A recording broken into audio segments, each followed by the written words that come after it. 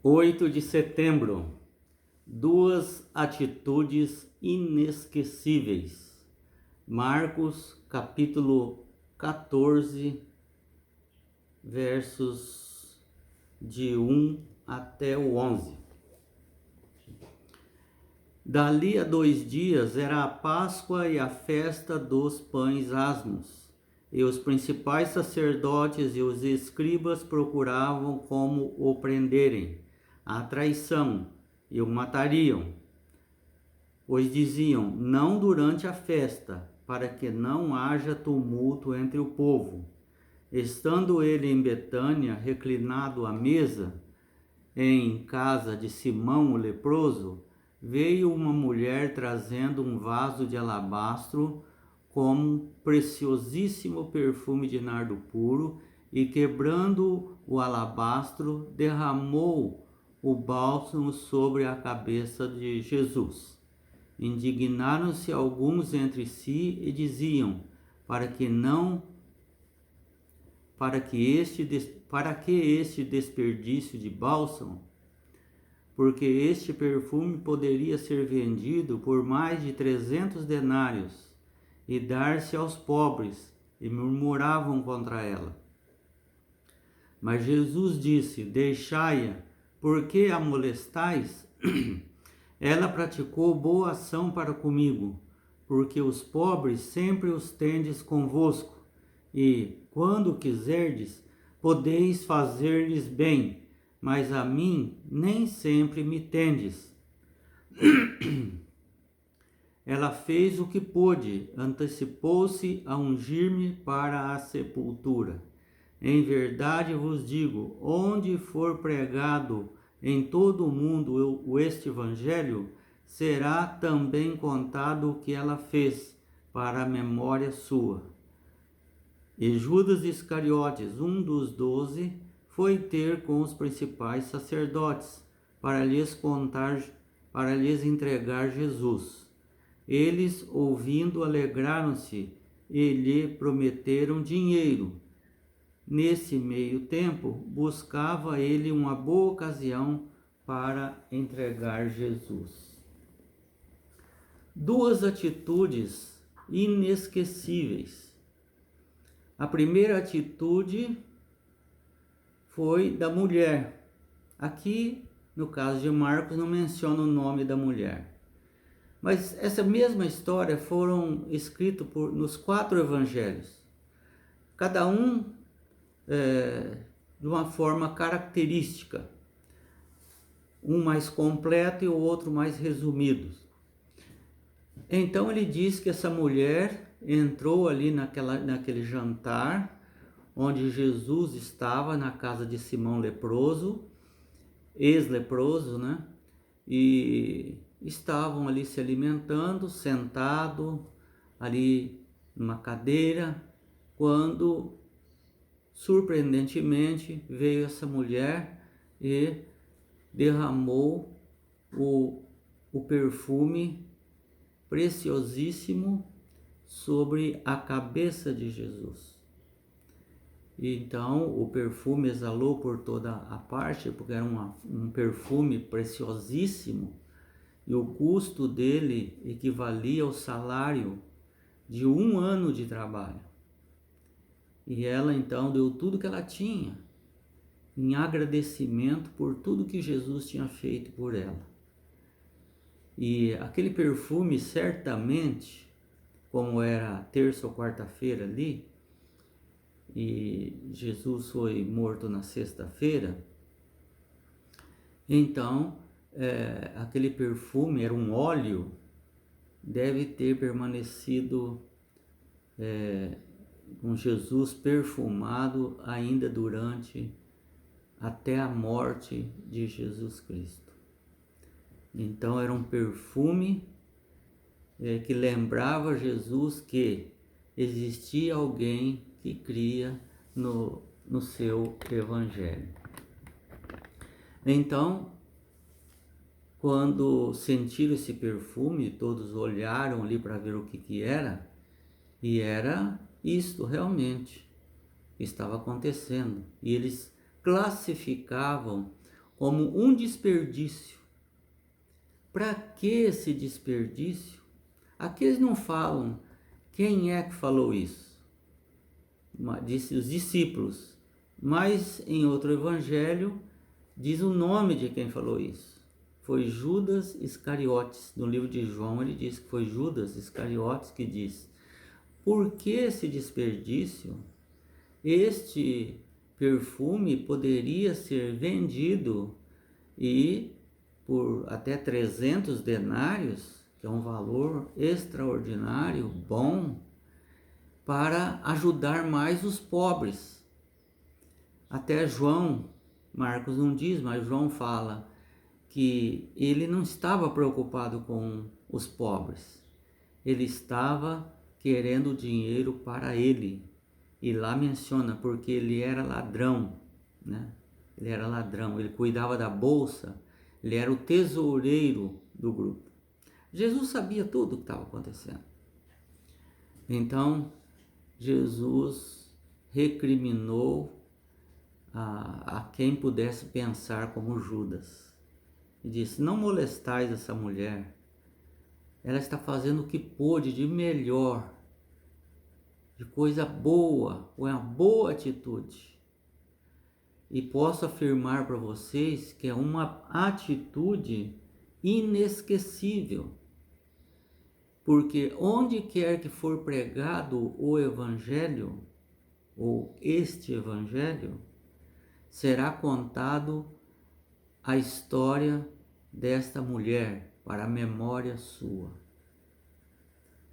Então, veja que alguém amando Jesus de tal maneira que dá tudo.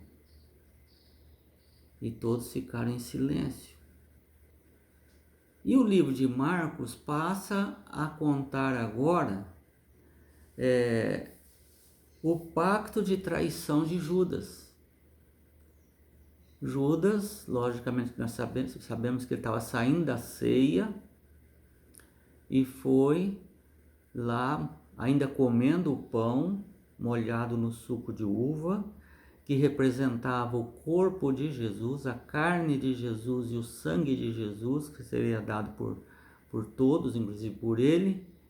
Ele sai mastigando esse pão e vai até os líderes, os sacerdotes e os escribas. E eles procurando um meio de como matar Jesus, e apareceu ali como um presente caído no colo dos líderes fariseus, com um dos discípulos, um dos 12 discípulos, dizendo: ó, eu estou disposto a trair Jesus e dizer onde ele está e quem é ele. Mas tem que ser hoje.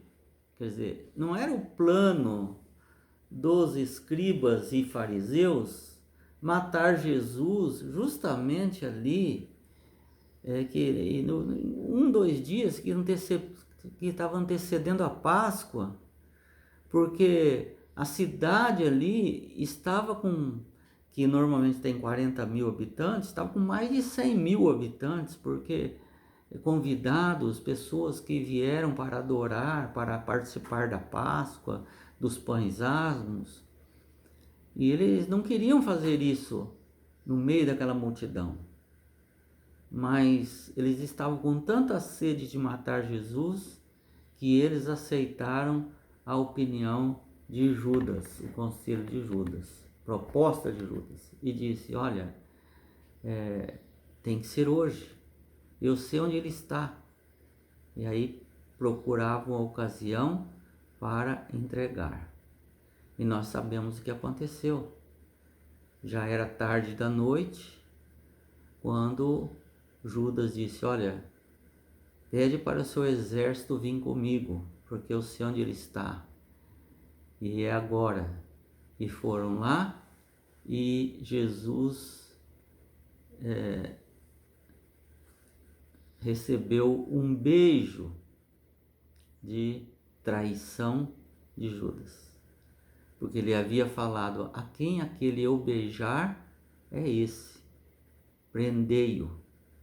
Na realidade, Judas estava assim, achando que ia fazer um bem para Jesus, porque considerava Jesus muito tímido, muito medroso.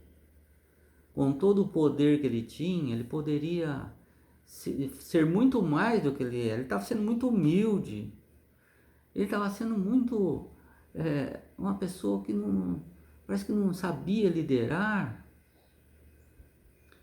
Então ele falou, se continuar desse jeito, ele jamais vai ser o rei de Roma aqui, com todo esse poder, mas ele não sabe administrar tudo isso. Eu vou dar uma mãozinha para ele. Eu vou trair e trazer os sacerdotes para prender. E quando for prender, ele vai reagir. E a hora que reagir, então começa aí a derrubada do Império Romano. Mas qual foi a surpresa deles, né? Que Jesus não reagiu. E eles tiveram todos que correrem para não perder a vida. Então nós vemos duas histórias aqui. Uma pessoa que estava cheia do Espírito Santo e outra pessoa que estava cheio do espírito maligno. A mulher estava agradecida a Jesus e aceitava Jesus como seu mestre. Já Judas não aceitava Jesus do jeito que ele era, mas ele queria um Jesus do jeito que ele queria. E foi tentar ajudar Jesus. Nós nunca vamos ajudar Jesus. Nós não temos essa capacidade para ajudar Jesus, a não ser através dele, da vontade dele. Mas ali não, foi da vontade de Judas. Nós vemos a mulher fazendo uma boa ação, uma ação que seria inesquecível para o bem dela. E vemos também Judas fazendo uma má ação, que também seria inesquecível para a vergonha dele. Então aqui nós vimos uma contradição aqui, que representava o Evangelho. Quando o Evangelho chega para uma pessoa, ele vai tomar uma das duas atitudes. Ele vai deixar Jesus entrar no seu coração ou permanecer com o maligno no coração. E se Jesus está no coração, ele fará coisas boas inesquecíveis. Mas se o inimigo estiver no coração, ele fará coisas más, inesquecíveis. E então, nós vemos que